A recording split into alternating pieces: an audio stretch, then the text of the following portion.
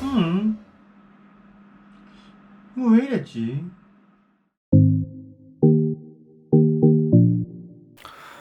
안녕하세요, 진이었습니다. 올 여름에 르누아르 CPU가 장착이 된 젠북이 두 가지가 출시가 되죠. UM433iQ는 7월에 출시가 되어서 이미 판매가 되고 있고, 이번 달에 출시가 되는 UM425iA라는 모델이 있습니다. 이 모델 어떤 제품인지 티저 영상으로 먼저 한번 만나보도록 하겠습니다.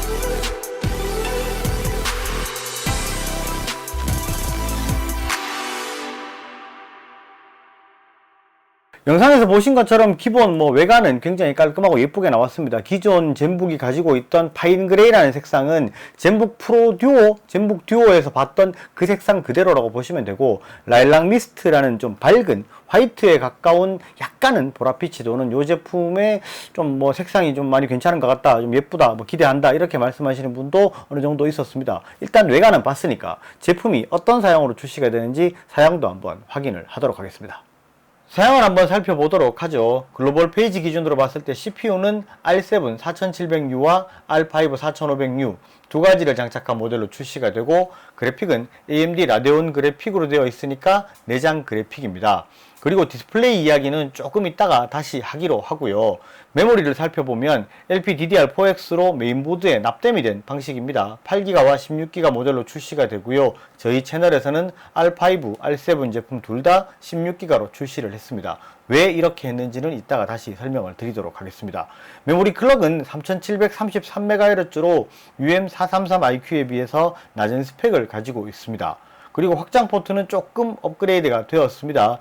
USB 2.0은 이제 사라졌고요. USB 3.2 타입 A 포트가 한 개 있고, 타입 C 포트가 두 개가 있습니다. 타입 C는 파워 딜리버리, 즉 PD 충전을 지원합니다. 그리고 HDMI 2.0을 지원하고 USB 3.2의 속도를 지원하는 마이크로 SD 카드 리더기가 장착이 되어 있습니다. 그리고 외관 디자인을 봤을 때 기존의 젠북들 중에서는 약간 고급형 라인인 젠북 프로 듀오와 젠북 듀오의 상판 모습과 거의 동일한 모습으로 되어 있습니다. 그리고 내부를 살펴보면 키보드는 엣지 투 엣지 스타일로 양쪽 끝에 거의 여백이 없이 꽉 들어찬 키보드의 형태를 보실 수가 있고요. 터치패드는 숫자 키가 적용이 되는 고급형 터치패드가 적용이 되어 있습니다. 자, 사양을 보고 나면은 할 말이 두 가지가 있습니다. 디스플레이에 대한 부분과 메모리에 대한 부분인데요. 첫 번째로 디스플레이에 대한 이야기를 먼저 해보자면, 보통 다들 기대를 하셨던 게 1W 400니트 패널을 기대를 하고 계셨을 겁니다. 실제로 저도 그 제품에 대해서 그렇게 기대를 했는데, 어쩔 수 없이 지금 패널 수급 상황이 워낙에 안 좋으니까 250니트에 2.5W 패널이 장착이 되어 있습니다. 제가 이제 UM433iQ가 출시가 됐을 때 UM425iA는 250니트 패널이 장착이 된다라고 이야기를 했을 때, 다들 온라인에서 이제 어떤 분들은 막 욕을 하시는 분도 있었습니다. 이 새끼 이거 UM433iQ 팔아먹으려고 구락간다, 이런 이야기를 하시는 분도 있었는데, 실제로 이런 것들은 거짓말을 하면 제품 나오면 바로 들통나는 거기 때문에 이런 거 가지고는 거짓말 절대 못합니다. 그러니까 실제로 제가 그런 거 가지고 거짓말할 사람도 아니고요. 그리고 이게 실제로 패널이 이렇게 될 수밖에 없는 부분은, 워낙에 지금 400니트 패널이 수급 상황이 좋지 않고, 그리고 그 수율이 좋지 못합니다. 제품이 생산이 됐을 때 이제 흔히 말하는 양품이라고 할 수 있는 그런 그 수율 자체가 워낙에 좋지 못한 부분이 많고, 지금 코로나 시국까지 겹쳐서 워낙에 패널 수급 자체가 지금 안 좋은 데다가 어쩔 수 없이 좀 이렇게 패널이 조금 이게 너프됐다라고 보통 표현하죠. 좀 다운이 되면서 거기다가 조금 더 이제 더 두꺼운 패널이 들어가기 때문에 무게까지 조금 올라간 부분이 있습니다. 조금 아쉬운 부분이 없지 않아 있지만, 실제로 이게 스펙시트를 제가 봤을 때 여기에 들어가는 패널 자체는 스펙시트 상은 285 칸델라, 그러니까 285니트짜리 패널입니다. 근데 이제 250니트라고 표기가 돼 있고, 이제 이게 제품 같은 경우에는 실제로 나와 봐야 어떻게 출시가 되는지를 정확하게 알 수가 있습니다. 근데 이게 제품이 출시가 되면 제가 피도계를 가지고 있으니까 피도계를 정확히 측정을 해서 얼마의 밝기를 가지고 있는지 다시 한번 말씀을 드리도록 하고요. 패널 이야기는 그때 다시 한번 하도록 하고, 메모리 같은 경우는 이게 3733MHz가 장착이 돼 있죠. UM433IQ 같은 경우도 그렇고, 다른 이제 LPDDR4X를 쓰는 여타 브랜드의 제품 같은 경우도 보통 4266MHz인데 왜 이게 클럭수가 더 낫습니까? 이렇게 물어보실 수 있는데, 이거는 이제 이 제품의 컨셉을 조금 이해를 하셔야 되는 부분이 있습니다.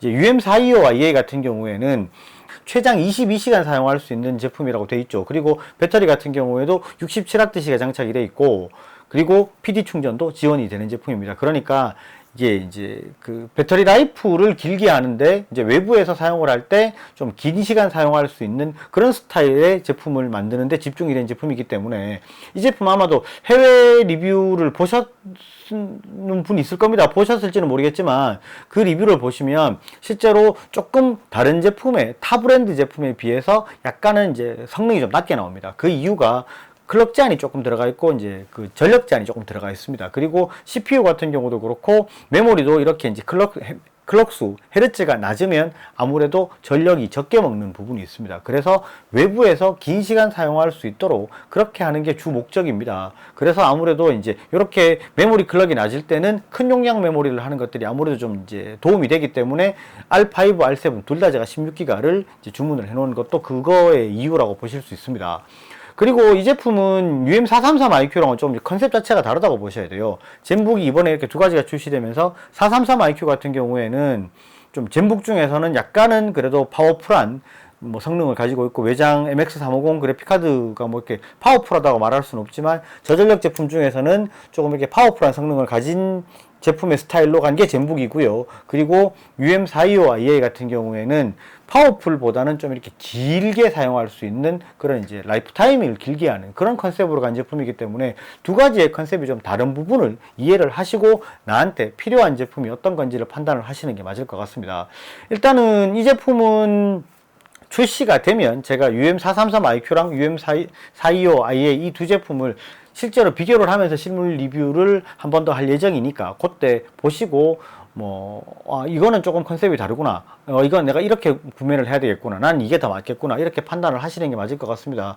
이런 부분의 판단은 사실은 소비자가 하는 부분이고, 판매자는 이 제품에 대해서 정확한 정보를 전달해 드리는 게 목적이기 때문에 그에 대해서 구매 결정을, 영상을 잘 보고 하시는 게 맞을 것 같습니다. 오늘 영상은 여기까지 하고요. 영상이 좋으셨으면 좋아요, 구독 꼭 부탁드리겠습니다. 감사합니다. 지니였습니다.